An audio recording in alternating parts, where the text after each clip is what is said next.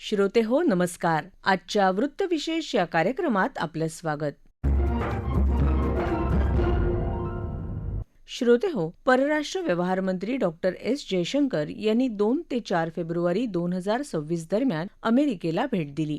अमेरिकेचे परराष्ट्रमंत्री Marco Rubio यांच्या अध्यक्षतेखाली वॉशिंग्टन इथं आयोजित महत्त्वपूर्ण खनिजे आंतरमंत्रालयीन बैठकीत सहभागी होण्यासाठी ही भेट होती. या दौऱ्याच्या पार्श्वभूमीवर भारत अमेरिकेतील कराराचा भारतावरील आर्थिक औद्योगिक क्षेत्रातल्या परिणामांविषयी जाणून घेऊ आजच्या वृत्तविशेषमध्ये. डॉक्टर एस जयशंकर यांनी अमेरिकेचे परराष्ट्र व्यवहार मंत्री मार्को रुबियो आणि अर्थमंत्री स्कॉट बेसेंट यांच्यासोबत उच्चस्तरीय चर्चा केली. या दौऱ्यात भारत अमेरिका द्विपक्षीय व्यापार कराराला गती देणं, पुरवठा साखळी आणखी मजबूत करणं तसंच महत्त्वाची खनिजं, शाश्वत ऊर्जा इत्यादी क्षेत्रातलं सहकार्य अधिक दृढ करणं यावर भर देण्यात आला. याविषयी अधिक जाणून घेऊ अर्थविश्लेषक डॉक्टर अतुल देशपांडे यांच्याकडून. परराष्ट्र व्यवहार मंत्री एस जयशंकर यांच्या अमेरिकेच्या दौऱ्यात महत्त्वपूर्ण करार आणि द्विपक्षीय चर्चा झाली. या करारामुळे भारतीय वस्त्रोद्योगाला चालना मिळणार आहे, त्याविषयी तुम्ही काय सांगाल? आता ह्या 18% टेरिफ निर्णयामुळं यापुढे कापड उद्योगाची काही वर्ष ही 25% त्याच्यामध्ये विकास होईल किंवा वृद्धी होईल व्यापारामध्ये, असा एक अंदाज व्यक्त केला गेलेला आहे. दुसरी महत्वाची गोष्ट, काही आकडेवारी या संदर्भात मला द्यायची इच्छा आहे. कापडाची निर्यात जर तुम्ही पाहिलीत तर ती 1080 कोटी डॉलरवरून जवळजवळ 1200 ते 1400 कोटी डॉलर पर्यंत पुढच्या 2 वर्षामध्ये वाढण्याची शक्यता आहे. यामध्ये एक आणखीन महत्वाचा जो स्पर्धात्मक फायदा आपल्याला होणार आहे आपल्या देशाला, तोही लक्षात घ्या. इंग्लंड आणि युरोपमध्ये भारतीय कापड निर्यातीला कोणताही आयात शुल्क नाही आणि अमेरिकेचा आत्ताचा जो आपण गृहीत धरतो आहोत, त्या दृष्टीने एकूणच कापड उद्योग एका बाजूला इंग्लंड, दुसऱ्या बाजूला युरोप आणि तिसऱ्या बाजूला आता अमेरिका, म्हणजे 25% 18% आयात शुल्क केल्यामुळं, त्यामुळे एकूण कापड उद्योगाला चांगले दिवस येतील असा अंदाज आहे. दुर्मिळ खनिजांचा भारतीय पुरवठा सुरक्षित करण्यासाठी आणि अमेरिकेचे चीनवरील अवलंबित्व कमी करणारा एक महत्वाचा करार मानला जात आहे. भारताला याचा काय उपयोग होणार आहे? हे जे दुर्मिळ खनिजे आहेत ना, त्या दुर्मिळ खनिजांच्या बाबतीमध्ये आपली उत्पादन क्षमता ही खूप कमी आहे. आपण केवळ अमेरिकेवरती किंवा चीनवरती अवलंबून नाही आहोत. आपण अन्य देशांवरती सुद्धा या दुर्मिळ खनिजांसाठी आपलं अवलंबित्व आहे. आता या ठिकाणी मला तुमचा हा जो प्रश्नाचा ओघ जो आहे त्याचं दिशादर्शक एका गोष्टीकडे मला तुम्हाला न्यायला आवडेल. ते म्हणजे आता आपण इंडिया US किंवा Bharat US critical mineral partnership, त्याच्यामध्ये प्रोजेक्ट वॉल्ट इनिशिएटिव्ह म्हणून भाग येतो. तो करार इथे आणला गेल्यामुळे चीनवरचं जे अवलंबित्व आहे ना खनिज पदार्थांसाठीचं, ते जवळजवळ 80 ते 90% कमी होईल अशी एक आशा आपण करूयात. याच्यात एक महत्वाचा भाग असा की नॉन चायनीज सप्लाय चेन जे आहे, म्हणजे पुरवठा साखळी, त्या पुरवठा साखळीमध्ये काही गुणवत्तादर्शक बदल होतील आणि ते जे बदल होतील त्यामुळं एकूण अवलंबित्व हे कमी होईल. आता अवलंबित्व कमी व्हायला दुसऱ्याही काही प्रक्रिया आहेत. उदाहरणार्थ काय तर जॉईंट मायनिंग आहे किंवा प्रक्रियेमधला सुधार आहे किंवा रिसायकलिंग, पुनर्चक्रीय काही व्यवस्था राबवावी लागणार आहे. तर हे कसं होणार आहे बाबा, तर त्याच्यासाठी एकूण फंडिंग आणि टेक्नॉलॉजी ट्रान्सफर या 2 गोष्टी आहेत. त्यामुळं एक महत्वाची गोष्ट अशी की बाबा India US critical mineral partnership जे आहे तो करार व्यवस्थित आपल्याला पुढे नेता आला पाहिजे आणि प्रोजेक्ट वॉल्ट इनिशिएटिव्ह जो आहे त्याच्यामध्येही आपल्याला लक्ष घातलं पाहिजे. त्या दृष्टीने चीनवरचं अवलंबित्व कमी होण्याची शक्यता आहे. आंतरराष्ट्रीय व्यापाराला चालना मिळावी यासाठी आंतरराष्ट्रीय मानके डोळ्यासमोर ठेवून एखादा करार राष्ट्रांना करता येईल का? मुळामध्ये जवळजवळ 200 राष्ट्र ही हार्मोनाइज कस्टम सिस्टीम मधून ज्या काही वस्तू आपण निर्यात करणार आहोत किंवा ज्या वस्तू आयात करणार आहोत त्याची गुणवत्ता ही तपासून घेण्याविषयीची प्रक्रिया आपोआपच चालू असते. दुसरा महत्वाची गोष्ट अशी की जे मुक्त व्यापार करार आहेत, FTA ज्याला आपण म्हणतो, त्या FTAs मधून तंत्रज्ञान विषयक नियंत्रण म्हणजे टेक्नॉलॉजिकल कंट्रोल आणि खर्च आणि वेळेची बचत या दृष्टीने वस्तूच्या गुणवत्तेत काय बदल करता येईल असाही प्रयत्न केला जातो. दुसरा एक महत्वाचा भाग म्हणजे WTOनी म्हणजे वर्ल्ड ट्रेड ऑर्गनायझेशन किंवा जागतिक व्यापार करारांचं पालन जर उदाहरणार्थ टेक्निकल बॅरियर्स टू ट्रेड हा विषय जर आपण अभ्यासला तर TBT अग्रीमेंट असतं. ते TBT अग्रीमेंटचं उद्दिष्ट काय असतं तर आंतरराष्ट्रीय मानकांमध्ये वृद्धी घडवून आणणं. त्यामुळे राष्ट्रीय मानांकनं वैश्विक मानांकनांबरोबर कशी राहतील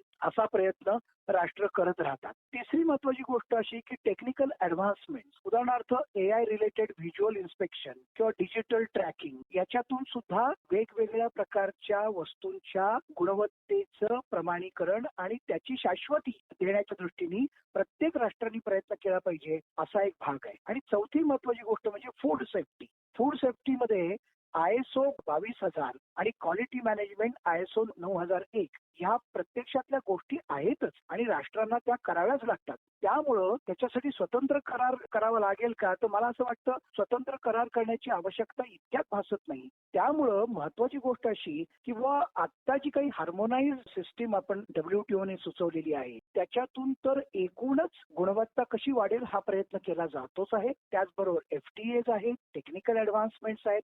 तर ही सगळी बाब लक्षात घेता तो पुढचा करार करणं आणि त्याचं पालन करणं हे अधिक गुंतागुंतीचं होईल. आत्ताची जी व्यवस्था आहे त्या व्यवस्थेतूनच गुणवत्तेचं व्यवस्थित संवर्धन केलं जाईल आणि जातं आहे अशी एक शक्यता आपल्याला पडताळावी लागेल. एकूणच परराष्ट्र मंत्री S जयशंकर यांच्या या दौऱ्याचं फलित काय आहे असं तुम्हाला वाटतं थोडक्यात सांगाल? 18% जर तुम्ही आयात शुल्क करणार असाल 50,000 25, 25 वरनं 18 तर पहिली महत्वाची गोष्ट अशी की ग्राहकांच्या दृष्टीने याचा फायदा खूप आहे. ते एक पहिलं फलित असं आहे की बा काही वस्तूंच्या किमती कमी होतील. अमेरिकन वस्तूंचा खर्च कमी होईल का तर तोही खर्च कमी होईल. आणि दुसरी महत्वाची गोष्ट अशी एतद्देशीय उद्योगांची स्पर्धा वाढेल. श्रमप्रधान उद्योगांना रोजगारावर प्रतिकूल परिणामांच्या दृष्टीने अशा प्रकारचा द्विपक्षीय करार अवघड आहे. आणि एक महत्वाची गोष्ट आपण लक्षात ठेवली पाहिजे की भारताने हे सगळे करार करत असताना एक गोष्ट मात्र सातत्याने पाहिलेली आहे की या करारांमधून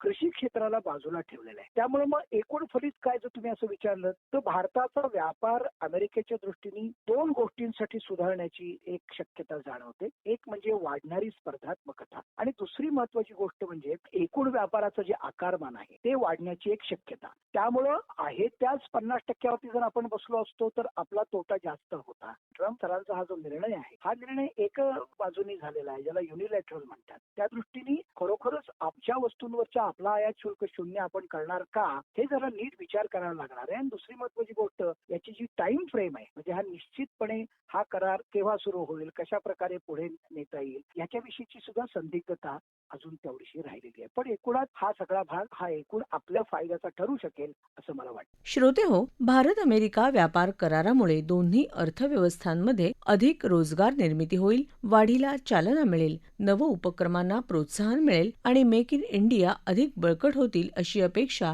परराष्ट्र व्यवहार मंत्री S जयशंकर यांनी व्यक्त केली आहे. या अनुषंगानं दोन्ही देशांमधील दीर्घकालीन आर्थिक धोरणात्मक परिणामांविषयी सांगत आहेत आंतरराष्ट्रीय घडामोडींचे अभ्यासक डॉक्टर शैलेंद्र देवळाणकर. भारतातले जे लघु आणि मध्यम उद्योग आहेत त्यांना अतिशय याचा फायदा होणार आहे. याचं कारण असं आहे की भारतामधल्या एकूण 5 असे सेक्टर्स आहेत की ज्या सेक्टर्समध्ये MSME आहेत आणि ज्यांना लेबर इंटेन्सिव्ह इंडस्ट्रीज असं देखील म्हटलं जातं. यामध्ये सगळ्यात पहिले जे ऑटो पार्ट्स आहेत म्हणजे अमेरिकेच्या ऑटो इंडस्ट्रीला जे स्पेअर पार्ट्स सप्लाय केले जातात त्याचा एक भाग येतो. दुसरा फार्मास्युटिकल इंडस्ट्रीज आहेत त्याच्यामध्येही MSME हे मोठ्या प्रमाणावरती आहेत. तसंच तिसरा जो भाग आहे तो प्रामुख्याने जेम्स आणि ज्वेलरीज आहेत. चौथा जो भाग आहे तो ऍग्रिकल्चरच्या बाबतीमधला आहे. त्याच्यानंतर फिशरीज आहे. फिशरीज मध्ये श्रिम्प सारखं आपला पार्ट आहे. आणि सगळ्यात महत्वाचं म्हणजे जे 5वं सेक्टर आहे ते गार्मेंट्स आहे आणि लेदर गुड्स आहेत. तर गार्मेंट्स इंडस्ट्री जी आहे अगदी आपण महाराष्ट्राचं जर उदाहरण घेतलं तर आपल्या सोलापूरच्या सादरीपासून असेल अगदी कांजीवरम साडी तमिळनाडूमधनं असेल कर्टन्स, कार्पेट्स, बेडशीट्स, पिलो कव्हर हे सगळं बनवणाऱ्या ज्या इंडस्ट्रीज आहेत त्या प्रामुख्याने MSME आहे आणि त्या लेबर इंटेन्सिव्ह असल्यामुळे त्या ठिकाणचा जो एकूण एक्सपोर्ट आपला अमेरिकेला होता, हा साधारणतः $32 अब्ज एक्सपोर्ट एकट्या अमेरिकेला. अमेरिका फार मोठी मार्केट आहे आणि त्यामुळे आपला 32 अब्जचा होता. आता डोनाल्ड ट्रम्प यांनी 50% टेरिफ लावल्यामुळे हा जो आपला एकूण $32 अब्ज जो आपण एक्सपोर्ट करायचो तो लेस कॉम्पिटिटिव्ह झाला होता. म्हणजे तो एक्सपोर्ट करणं अवघड झालं होतं आणि त्याच्यातनं भारताचं जे नुकसान होणार होतं आपल्या एमएसएमईचं हे अप्रॉक्सिमेटली नुकसान हे $7 अब्ज होणार होतं. आता हा ट्रेड डील झाल्यामुळे हा जो एक्सपोर्ट आहे जो पूर्वी व्हायचा $32 अब्ज तो परत सुरू होईल आणि त्यामुळे आपल्या एमएसएमईला त्याचा प्रचंड मोठा बूस्ट मिळणार आहे. या व्यापारी करारामुळे दोन्ही देशांमधलं आर्थिक आणि धोरणात्मक संबंध यापुढे कसे राहतील? साधारणतः गेल्या 2 दशकांपासून अमेरिका जाणीवपूर्वक प्रयत्न हा करत आहेत की भारताबरोबर संबंध सुधारणं आणि त्याच्या मागचं कारण चायनाला आशिया प्रशांत क्षेत्रामध्ये काउंटर कसं करता येईल. कारण अमेरिकेपुढचं मोठं आव्हान हे चीनचं आव्हान आहे आणि जर त्या आव्हानाचा सामना करायचा असेल तर तुम्हाला आशिया खंडामध्ये एका प्रबळ देशाची मदत लागणार आहे आणि संपूर्ण आशिया खंडाचा जर आपण विचार केला तर चीनचं आव्हान किंवा त्याला 2 हात करू शकेल असा भारत हा एकमेव देश आहे. त्यामुळे अमेरिकेचं हे अधिकृत धोरण आहे गेल्या 2 दशकांपासून की भारताला सर्वेतोपरी मदत करायची. मग आर्थिक मदत असेल, लष्करी मदत असेल, ह्या सगळ्या मदत करून भारताला सुदृढ बनवायचं. डोनाल्ड ट्रम्प यांच्या काळामध्ये 1 वर्षामध्ये यामध्ये काही व्यत्यय निर्माण झाला होता, तणाव निर्माण झाला होता. मात्र आता परिस्थिती पूर्वपदावरती आलेली आहे. या कराराविषयी विरोधक टीका करत आहेत की हा करार एकांगी आहे. तो अमेरिकेच्या बाजूने त्यांनी घोषणा केली. भारताकडनं अजून नेमकं काय असणार आहे याबाबत सांगितलं नाही. शून्य टॅरिफच्या संदर्भात जे भारत लागू करणार आहे असं म्हटलं जात आहे, त्या संदर्भातही बोललं जात आहे, टीका होत आहे. तर त्याविषयी काय सांगाल? एक तर ह्या करारामधल्या तरतुदी काय आहेत या संदर्भामधल्या चर्चा अजून चालू आहे. डोनाल्ड ट्रम्प यांनी 50% टेरिफ हे 18% केलेलं आहे. आता या संदर्भामध्ये कोणते सेक्टर्स इन्व्हॉल्ड आहेत, किती प्रमाणात कोणत्या सेक्टरमधलं टेरिफ कमी केलं जाणार आहे या संदर्भातलं ज्याला डिटेलिंग म्हणून हे डिटेलिंग करण्यासाठी पियुष गोयल यांच्या अंतर्गत जी टीम आहे, भारताचे प्रतिनिधी आहेत आणि अमेरिकेचे प्रतिनिधी ट्रेड सेक्रेटरीच्या अंडर आहेत, यांची चर्चा ही अजून चालू. त्यामुळे यावरती कोणत्या सेक्टरमध्ये आपण कॉम्प्रोमाइज केलंय वगैरे असं म्हणणं हे आजच्या घडीला संयुक्तिक ठरणार नाही. हा पहिला मुद्दा. दुसरा मुद्दा असा आहे की डोनाल्ड ट्रम्प यांनी आपल्या ट्विटमध्ये म्हटलंय की साधारणतः $500 अब्ज वस्तू भारत हा विकत घेणार आहे. तर आपण हे लक्षात ठेवणं गरजेचं आहे की भारत हे एका वर्षामध्ये $500 अब्ज वस्तू विकत घेणार नाहीये,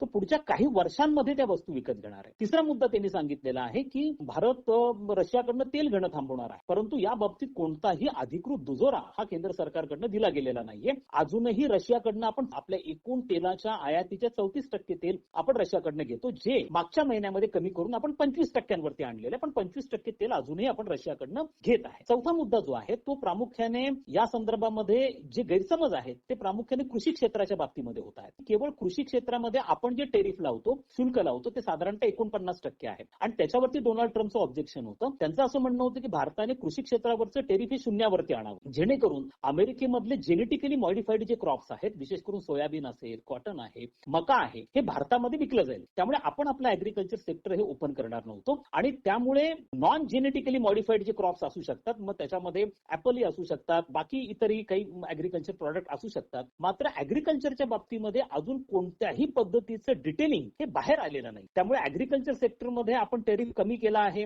असं म्हणणं, किंवा डेअरी प्रॉडक्ट्स असतील किंवा फिशरीज असतील, अजून सेक्टर वाईज टेरिफ किती कमी झालेलं आहे याची कोणतीही अधिकृत घोषणा न झालेली असल्यामुळे आणि या संदर्भामध्ये चर्चा चालू आहे. खुद्द जयशंकर आणि रुबियो यांच्या भेटीमध्ये देखील 7 फेब्रुवारीला एक जॉईंट डिक्लेरेशन जे करण्यात आलं त्यामध्ये देखील हे स्पष्ट करण्यात आलेलं आहे की टेरिफ हे 18% आणण्यात आलेले आहेत, मात्र अजून डिटेलिंग हे वर्कआउट करण्यात आलेलं नाहीये. त्यामुळे डिटेलिंग पुढच्या काही काळामध्ये वर्कआउट होईल आणि मग त्याच्यानंतर अनेक गोष्टी या पुढे येतील. श्रोते हो, संवादापलीकडे जाऊन ठोस कृतीकडे वाटचाल करण्यावर, विशेषतः ऊर्जा सहकार्यावर भर देत भारत अमेरिका धोरणात्मक भागीदारी पुढे नेण्याचा जयशंकर यांच्या या भेटीचा उद्देश होता. महत्त्वपूर्ण व्यापार कराराबाबत झालेल्या चर्चांनंतर लगेचच ही भेट झाल्यानं भारत अमेरिका द्विपक्षीय संबंधातील नव्या टप्प्याची सुरुवात होत असल्याचे संकेत या भेटीनं दिले आहेत.